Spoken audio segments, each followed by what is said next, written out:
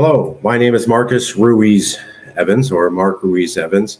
I've been hosting political debates for over the last year, and I've been following California politics for the better part of 10 years. Today we have a special treat. Veronika Fimbres has been an activist and has ran for California political office before. Currently, she's running for Insurance Commissioner of California, one of the few statewide offices, right up there with Attorney General and Governor. She's been a Green Party candidate, an LGBTQIA activist, and a lifelong San Francisco Bay Area resident, or at least for a long time she's lived in the area. Everybody knows her in the area. Everybody loves her. Her charm and charisma is infectious, to be sure. We're going to have a special treat today, and I'm going to introduce you to her. So, Veronika, in about 2 to 3 minutes, how would you describe yourself? If somebody said, what kind of person are you? What sort of background you have? How would you like to be seen to the average person? As I always like to say, you're stuck in an elevator with someone, and you have a few minutes to let them know who you are, so they'll continue to think about you.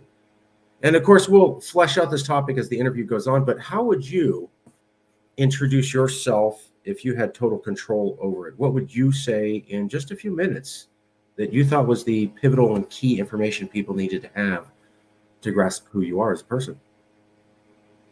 Well, the thing about the elevator, I don't think I'd like to be trapped on the elevator with anyone. It would make me uncomfortable. Fair. But I would say that I'm an honest person and a person of the people. I'm a nurse. I have compassion for everybody. I learned early in life. I couldn't understand why my mom was like, I want you to go and help Miss Flanders, and I want you to go do this. And like, why are you always volunteering me? But then I began to work with people, and I began to love it. And so it was my job to serve, and I still like serving. And that's why I'm running for Insurance Commissioner in 2022.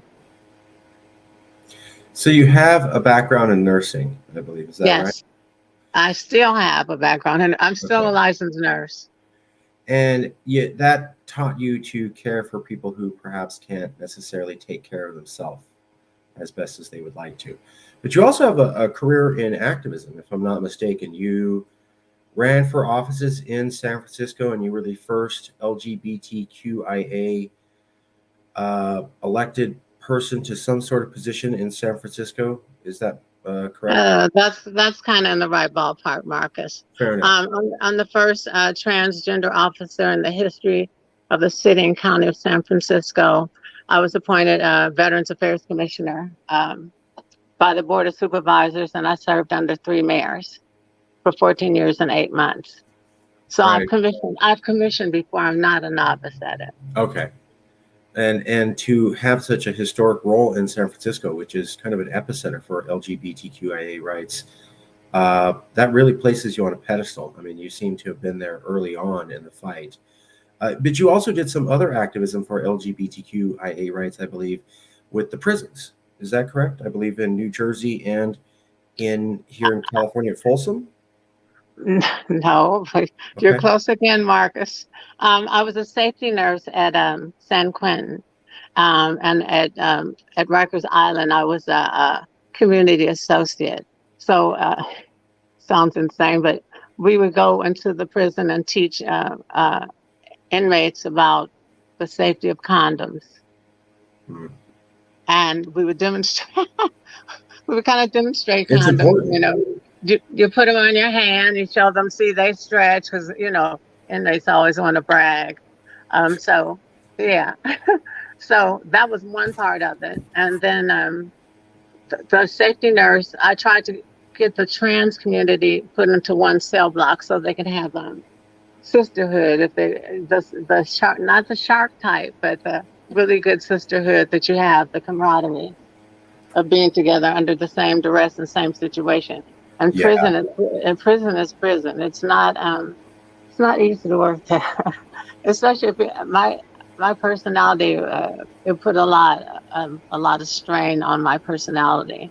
I wanted to go there and heal the prison, and I just couldn't do it. So you've worked in the prisons. You worked as a nurse. You've worked in the political system. You've done activism. That's a wide breadth of experience. I think you also, if I'm not mistaken, have dealt personally with the homeless crisis. Is that true? Would you care to speak about that a little bit? I, yes, I've been homeless myself, so I can relate to homelessness. I was homeless in New York City, and it was very rough to be homeless anywhere, but New York City wasn't easy. I slept in a step van with other drug users, and went through that process in that situation. It was very difficult, but luckily with familial love and support, uh, I was able to pull myself back up and get back on track. And so I like to share that experience with other people so that they can know that they can do it too. If I can do it, anybody can do it. You all can do it. Everyone can do it. So you've had a breadth of experience and a long period, and you've participated in different parts of society and helping out others. Why run for insurance commissioner? What is your motivation? Why did you feel that this was calling to you and at this time? Wow, that's a good question. Um, I gave it thought because I had my hopes dashed for the recall, thanks to Shirley Weber and the Secretary of State, um, whatever was going on with them. I didn't Right, get a chance to run right. the recall, so I had to look for something else, and I still wanted to serve. And I thought that as a nurse, and I've dealt with insurance companies before as an individual. I mean, if you have a car, you deal with insurance companies all the time. So, I mean, it was one of those True. positions I thought I could make a difference.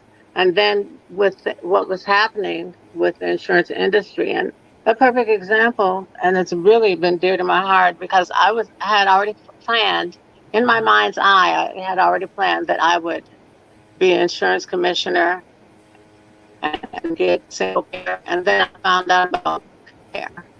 And so I contacted Ash Cowra and supported AB 1400 and was all enthusiastic. I even pulled it into my own conversation. So I wasn't on the outside, I got on the inside with everyone else because you want to give people what they want, and they want health care. They want single payer. They need single payer, comprehensive health care. And I want to be able to provide that to them. Let's go over some of the duties for insurance commission. I'll introduce them to you, and then I'll ask any particular visions or opinions you have on those parts of the role that you would be taking on as the insurance commissioner for the world's fifth largest economy. Now, this is not extensive research. I pulled this up off Wikipedia, but it seems to be accurate. I cross-checked it against the Secretary of State's office, which is the office that lists all the positions for election under, I believe, Ricardo Arletta. Anyways, the duties include, for California State Insurance Commissioner, answers public questions and complaints regarding the insurance industry. Additionally, the insurance commissioner is responsible for enforcing the laws of the California Insurance Code and adopts regulations to implement new laws regarding California insurance. They also oversee and direct all functions of the Department of Insurance. That kind of goes without saying. And they look at licenses, regulates, and examines insurance companies. So you oversee companies in California that provide insurance. You oversee all California laws regarding insurance, and you're in charge of enforcing those laws. So all the laws about California insurance, you're the quasi-dictator over, and you have to make sure that insurance companies in California operate according to those laws. Now, the overall mission, according to the California government for the California State Insurance Commissioner, is to ensure vibrant markets where insurers keep their promises and the health and economic security of individuals, families, and businesses are all three protected. What opinions or visions do you have on how insurance law in California is being enforced and how insurance companies in California are doing their job. Would you make changes? Is there any particular issue you want to spearhead? Tell us what you see for the future. I think my primary goal would be to work with all the insurance companies and to provide single payer for the people. You couldn't abolish the insurance department because then they wouldn't need me as insurance commissioner. And I would check on the regulations around their policies and how they administer them. Of course, I listen to complaints because I'm a consumer too, and I complain uh, readily and easily. I complain because there's no reason to charge enormous amount of money because you drive an all electric car. We're supposed to be supporting that. And as a person of the Green Party, I totally support that. So why are we charging them more? Why do you charge people more for solar energy? They're the ones that are helping, and so I think that those things have to be looked at also in nursing. You have to insure hospitals and doctors, and so you want to make sure they're doing everything according to the regulations and how things are done. Malpractice suits and everything else. All of it's regulated by the insurance industry. But one thing that I would really like to do is to get in and look at every aspect of the insurance industry and see what can be changed to benefit everyone. Um, Everyone. I recently attended a seminar on disability insurance, and it was very informative. The attorneys were brilliant, and it was good to see. And it was for Latino people that Spanish speaking.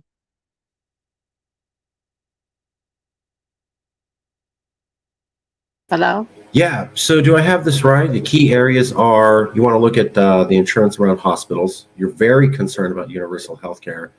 And you're also curious about why electric vehicles are being insured at such a high cost if we're trying to encourage that. Additionally, you're curious about or want to do a review of the entire industry of insurance to see how it can help the little people more. Not little people, how it can help everybody. There's no little people. Everyone is of the same stature to me. And I just want to make sure everyone is treated fairly. And there's only one way to do that. That's to Yeah. put somebody in that is not, no, I'm not going to say it like that, that is not in association with the industry that you're supposed to be regulating. You can't accept money from the insurance industry and as a Green Party candidate, I don't accept any corporate donations. I'm a person of the people, so everybody's donations count. But I won't take corporate money, so that means I can't be bought out. And I won't do like what was just done, as I was talking earlier about AB 1400, to throw it under the bus because the insurance industry gave Gavin over $90 million for his little personal things that he likes, his trust and stuff, and paid off some of the legislature. That is dirty. They threw all those people that believed in CalCare, AB 1400. They threw all of us under the bus, and it's just wrong. So yeah, definitely, I want to take a look at things like that because it doesn't make sense and it's wrong. And if you genuinely care about the people, you want them to be treated fairly. If you care about people, you want them treated humanely and fairly. And I want to make sure that happens for everyone. You're talking about the guaranteed health care for all, the universal health care bill. Is that correct? AB Right. 1400? It was called CalCare. It was written by Ash Cowra of Okay. the Assembly. Right. Let me pull that up real quick. Uh,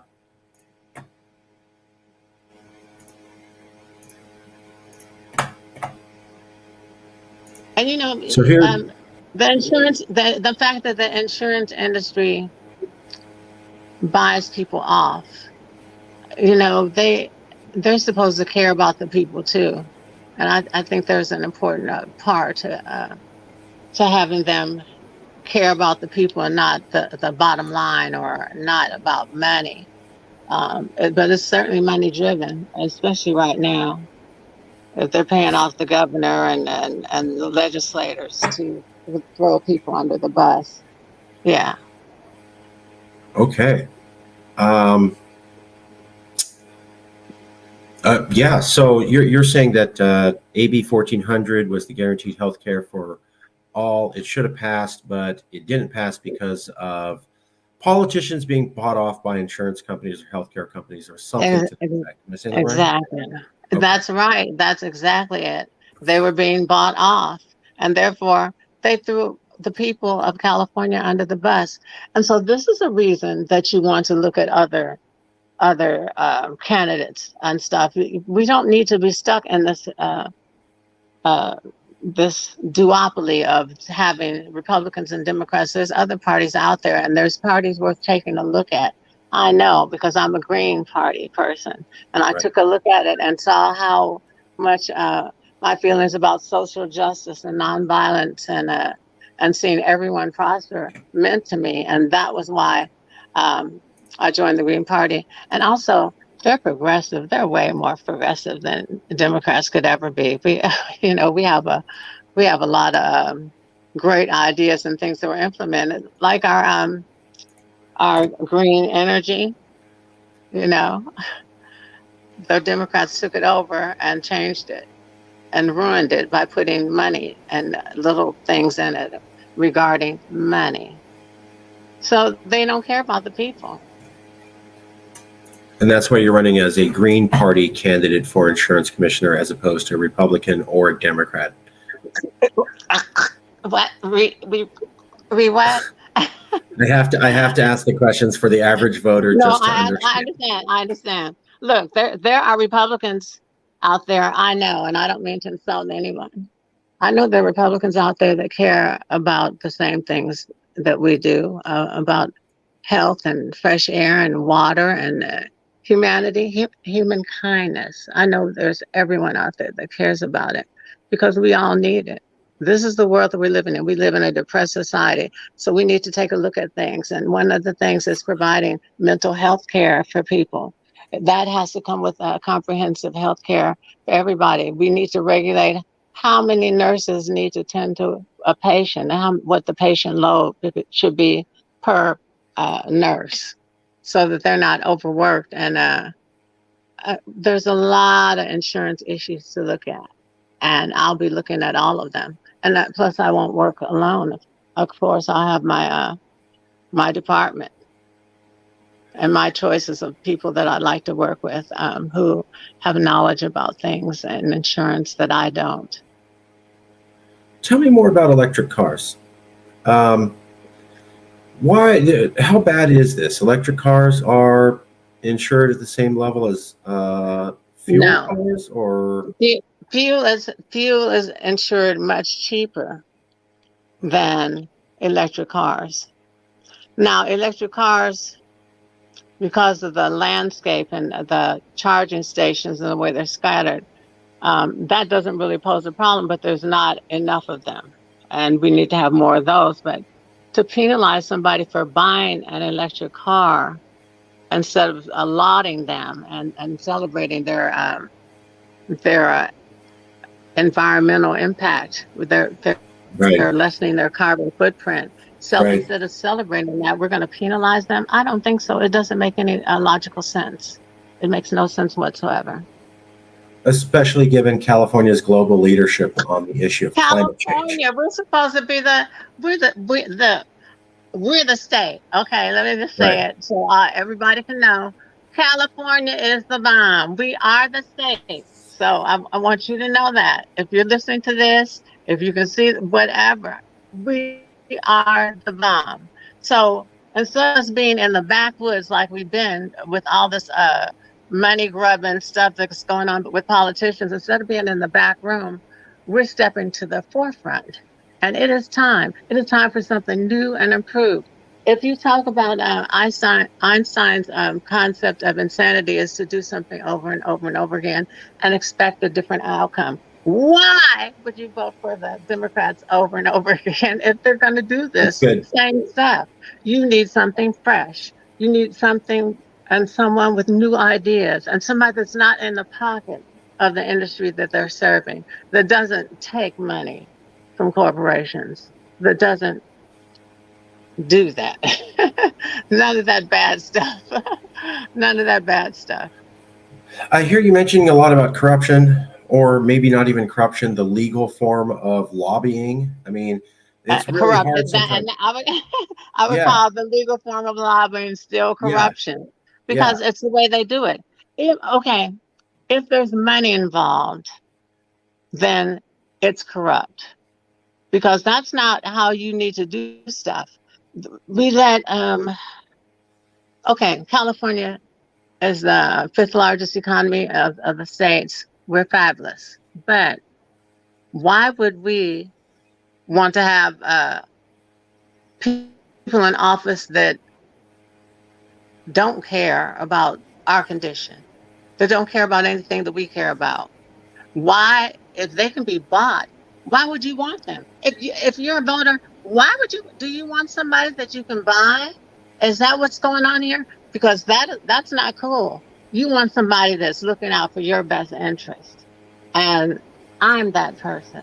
I'm looking out for you, because in looking out for you, I'm also looking out for myself. You understand that? Why should voters? I believe you because I've known you, and you are exactly what you present yourself to be. You're very much. This is. I'm Veronika. Take it or leave it. But for somebody who's never met you before, what would you say to them? You know, a couple million voters who've never met you, and they have heard people before say, I'm above corruption. I would never take money. And then they get into office and somehow seems like they get bought or influenced. I mean, Governor Schwarzenegger famously talked about how he was above corruption. He didn't need any money. He didn't need any fame. And within about a year and a half, he was talking like the Pete Wilson governor administration from before. So somehow they got their claws into him. How are you claw resistant? Why is it believable that you are not going to be bought or paid or unduly influenced, and that you will keep basically the independent premise that you're saying that you have? What would you say to a voter to convince them? Again, I believe, but millions of people don't know you. And I want them to know me. So I would tell them this. I think that it depends on your integrity as a human being, your worth and your word. Those are the things that I agree with. Your word was your bond. And while people give their word and people lie like cheap rugs, I'm not that person. When I say that I can't be corrupted, I can't be, because the people will take care of me. The people will take care of me because I'm going to take care of them. I'm going to make sure all of their needs are met. So that'll be all the support I need. I don't need money. That it's not why you do things just for money's sake. You do it for humanity and because it's the right thing to do.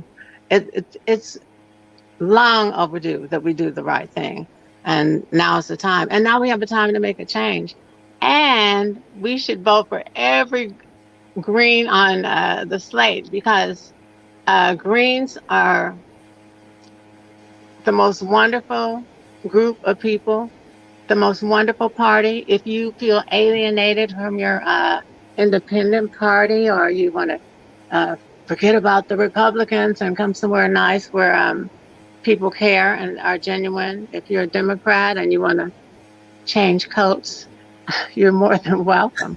We invite you. If you're disenfranchised, you should come and be a green and look at and see what we had to offer. And I will confess, I'm going to say this.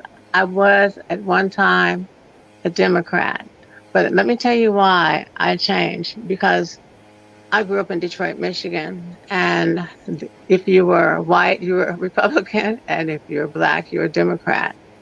And so I never knew there was other options. But when you become an adult, you find out that there are other things and other concepts that are way better than those you thought you knew. That you want to do. We want to grow as a state, as individuals, as a party, as the nation, as the world. We want to teach and we want to grow. And I think that this is a perfect opportunity to endorse all Green candidates because we're talking about a transformative change. That means we're going to change politics in the state of California if you give us a chance. And it will be a change for the better. Listen, it can't be any worse. I promise you, it won't be any worse than it's currently been. I promise you that. Whoa, hold on now. Hold on here. Sorry, you're progressive. California is known as the progressive utopia. It's ran by the Democrats. Are you saying it's not all perfect in achieving the progressive dreams? No, and I remember I am saying that. So let me tell you this thing. I met the fabulous and famous Dolores Huerta, and she and I were talking. Oh, I love her. I love her. Orale. And I was asking her, I was asking her for her endorsement of myself for the Green Party when I was running for governor, I believe, at that time. And she said, "Oh no, honey, I'm a lifelong Democrat, but you all keep coming up with those good ideas, so we can use them." Well, I guess that's okay if you get to use them, if you actually implement them. But they're just good ideas, and then they take them and add something to them that makes them corrupt. And it's the money because you can be rich in spirit, and that's all you really need. You don't you If you give of yourself, you receive. If you give to the universe and give them all that you have, you get all that back and then some. And so you have more to give. And so we need to figure out how to make everybody feel this way and how to become one, period. And it's time for this change. Please. You would want to see it. You would want to see it. Yeah, I just had to get you to say that because so that I wasn't me saying it, but I remember it was the young African American man who was shot in Sacramento, and they based the Black Lives Matter bill around him. And Shirley Weber, someone you may know, said, "This is a great bill. We're going to get to the heart of the Black Lives Matter issues. We're going to do police reform." And then 2 days before the bill passed, Weber ripped out the 3 provisions that were actually going to put teeth in the bill, passed the bill anyways, and acted like she did nothing and it was the same original legislation. And then Gavin Newsom said, "Yeah, that's great." But Black Lives Matter had completely pulled their support from that bill, yet you had Weber and other top Democrats who were African American saying, "Great day for the Black Lives Matter movement," when the actual organization pulled their support because they pulled the teeth out of that bill. Most of the voters didn't know what they did because you'd have to follow it like real close to track along. But that was definitely an example of progressive legislation being championed by the Democrats and then a bait and switch at the last minute in order to trick the voters so they got something that wasn't in fact that progressive. I remember that happening. And now to hear you say that they're doing it in other areas, well, interesting story.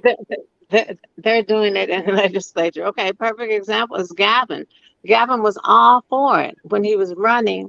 I'm all for single payer. Can't wait to support it. Right. And then all of a sudden, when it's presented, I didn't know nothing about it, never heard of it, and was bought off by the insurance industry. Yeah. You know, that is corrupt. That is what corruption is. And you know, I know Gavin personally, and I respect him, but I'm not a fan. He's got great hair. I respect him. Well, that's interpretive too. I don't. I've seen him jailed and unjailed. So you do not approve of the governor's hair? I don't really care about Gavin's hair, honestly. Oh, okay. Wow. I saw people fawn over him and they're all excited, and he turns it on. I know he does. I've seen him. As soon as he knows the camera's in the room, "Oh, Commissioner, you're the greatest." I said, "Oh, there must be a camera behind me." I turn around, there's a camera. Can you tell that story real quick? Just tell that story real quick. You told me that story just real quick. It was, I think, an early political race in San Francisco. You were working on the campaign for the person against him or something like that. What happened? And then Newsom came in and you met Newsom, and then the cameras came on and he immediately turned personality or something like that. I know I'm not getting it right, but could you tell that story? You're actually slaughtering it, but you always are in the right ballpark. So what am I going to say? I know what you're talking about. So Fair enough. I'll educate the public. Illuminate my ignorance. So it was on Gavin's own campaign. Okay. I had been trying to see him, and I was Commissioner of Veterans Affairs, and I had asked him several times to talk, but I think maybe he could have been nervous about being with me in a conversation or alone with me. I don't know. I mean, we're friends and stuff, but he's a fair weather friend. He's no one I would say I'm really close to, because I saw how he did people and how he hurt people around him, and that's not cool. That's not cool. So anyway, the bottom line is we were upstairs and the press was coming up behind me, and Gavin was walking by going to the offices, and I said, Gavin, I need to talk to you.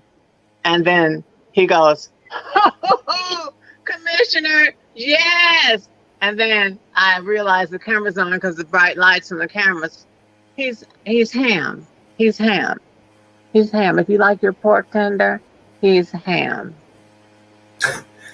I went to the California Economic Forum once when I first wrote my book, California's Next Century, and he was there. And so I plotted how to ambush him peacefully. I turned my back to him so that I was at the snack display, and he walked by. And I'll give him this. He only had one bodyguard. He was not trying to cut himself off from meeting people. He was out there. You could meet him. So I turned around and I surprised him. I go, hey, I wrote a book about you in California. And he goes, outstanding. And then walked on. And I was like, you don't know if it's outstanding. You don't know anything about the book. It could be horrible. And I was just like, it was totally designed for, if there was a camera there at that moment, then he comes off good with a nice soundbite. And of course, it reeked of that. And so I know he does. And I recall saying something and not thinking about cameras. And if there had been a hot mic, it would have sounded really, really bad.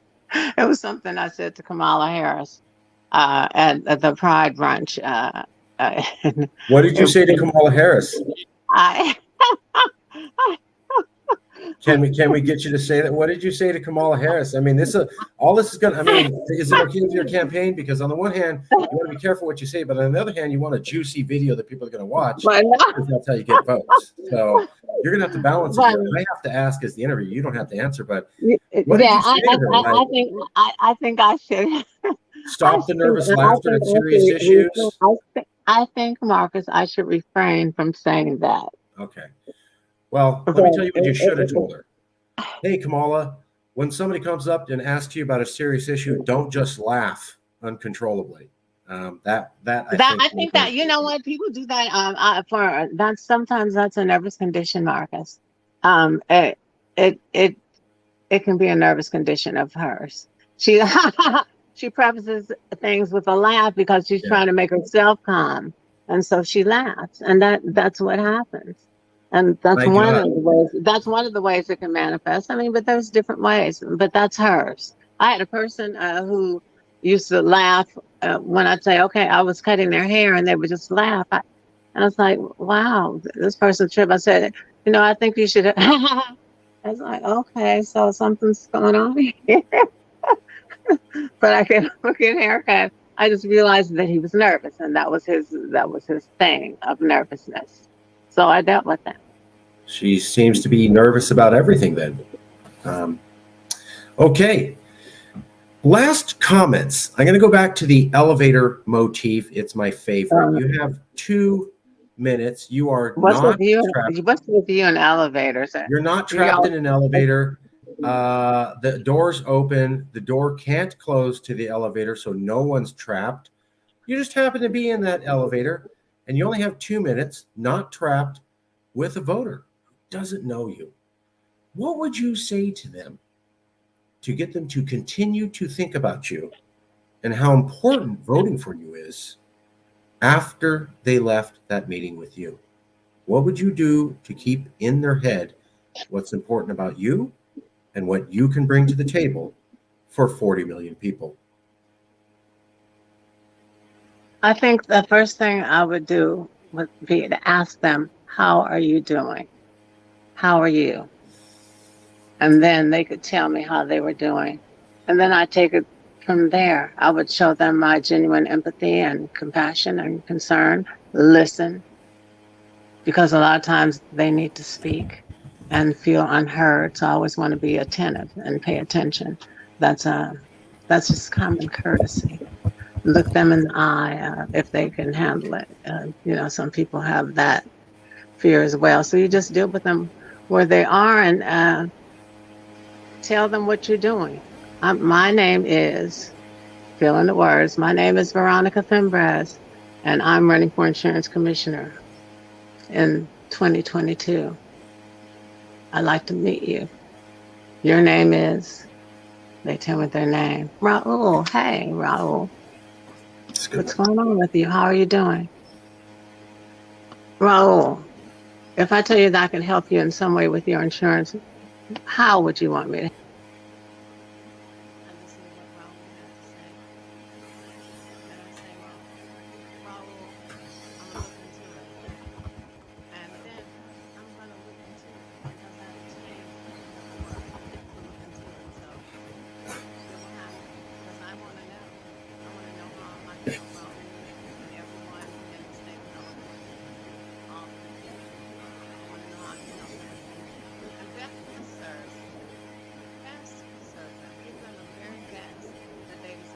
They deserve the very best.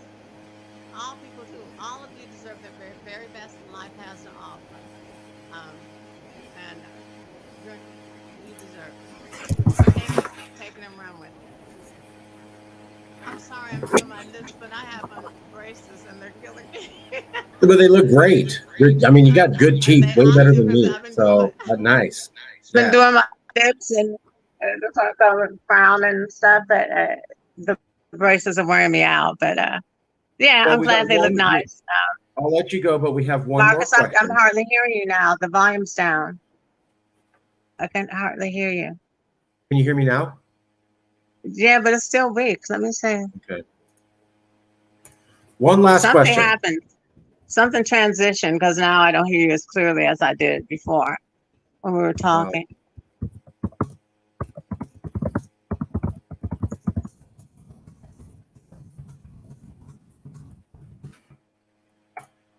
Here's the last question for you.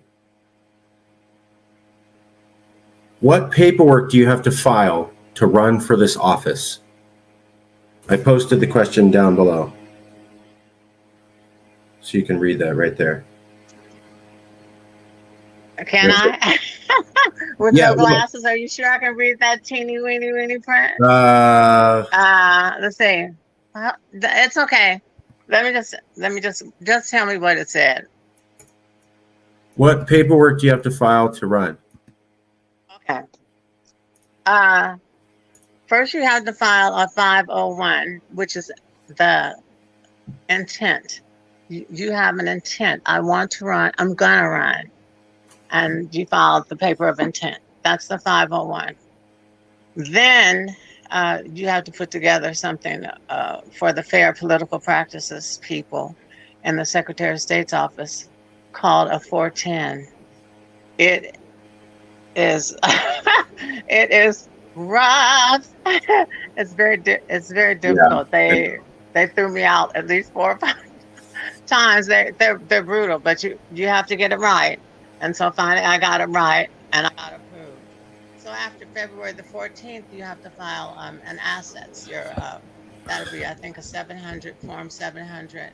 You file your assets and if you transferred any bonds, blah, blah, blah, the usual tax stuff, that kind of thing. And then comes the first primary, which comes in June. And then in November comes the I would like to make at least as many votes as I can, get as many votes as I can. Also, I like to be supported as much as I can. It's expensive to run, and because I'm Green Party and I don't really people like you, the small donor. Um, I don't want to take your last penny, but if you can donate, that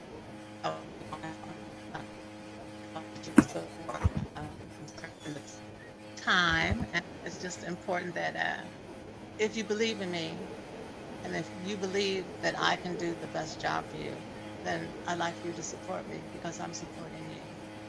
And that's where I'll finish, Marcus.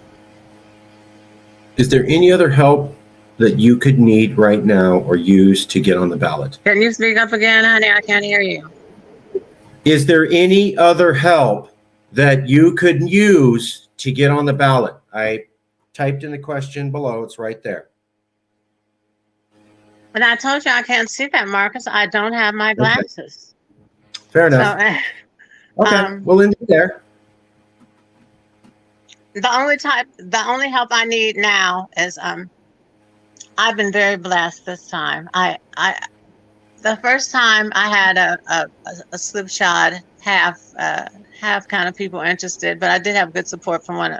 Well, I did actually have good support then too, but this time I have a team, and it just having people on your team is just exciting because then you feel you're not alone. You get guidance. I have a campaign manager. He grooms me. You can't say that. That's federal.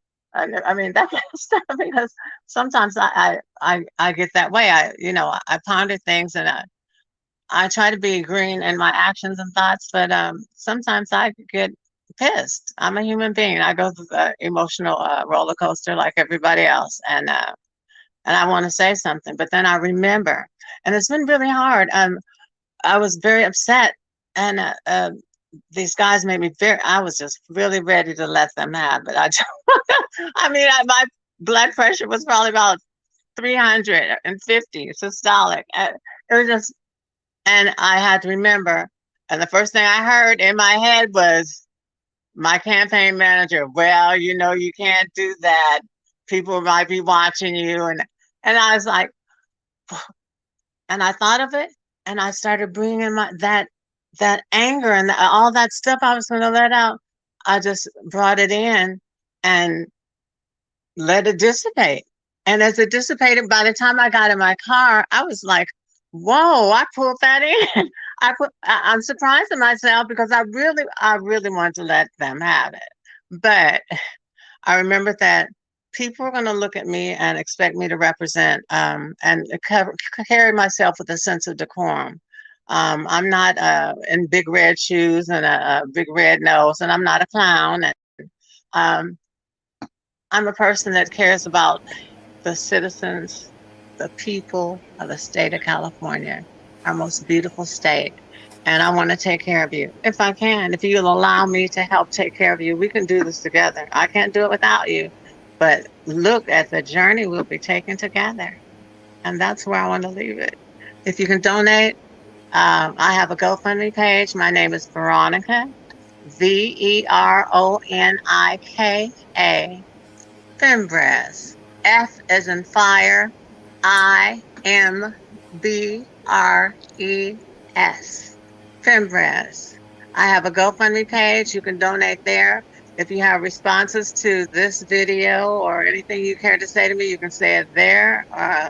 You can say it to Marcus. You can say it however you want to say it. I'd love to hear from you.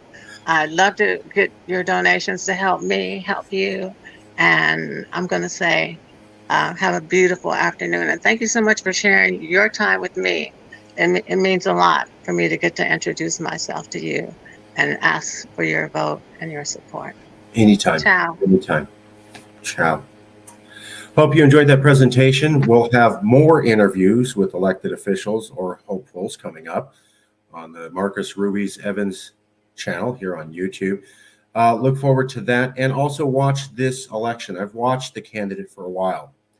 She is exactly what she presents herself to be, the real deal, as they would say. When you work in politics for a very long time, you begin to understand the industry and the people in it. As I've said, 90% of everybody in politics are either sycophants or narcissists. And then there's the 10% who actually have their heart in the right place. And the key thing about them is that you can't have timid people. Sometimes people complain about people in politics being rough around the edges, or maybe not always saying things exactly the right way. Real people do that. Sycophants and narcissists are always on cue. Real humans make mistakes, and they sometimes say what they mean, and they have spikes and they're pokey, but they're able to fight. If you're not getting a real person who's been in a fight before and therefore able to fight again in the future, they're going to deliver nothing for you, especially when faced with the other 90% in the game. Veronika Fimbres is exactly what she presents herself to be. She's fought for rights for decades in the prisons, in the government, on the streets, and in activism. And she was intelligent enough to run for office. That's a rare combination of somebody who has the street smarts, the battle experience, and the time on the ground fighting for this, and is actually able to understand policies and argue at that level. I would encourage you to look into her. I'm not saying who to vote for, but certainly she is one of those 10%, and that means she's worth closer examination. Thank you, and have a good evening.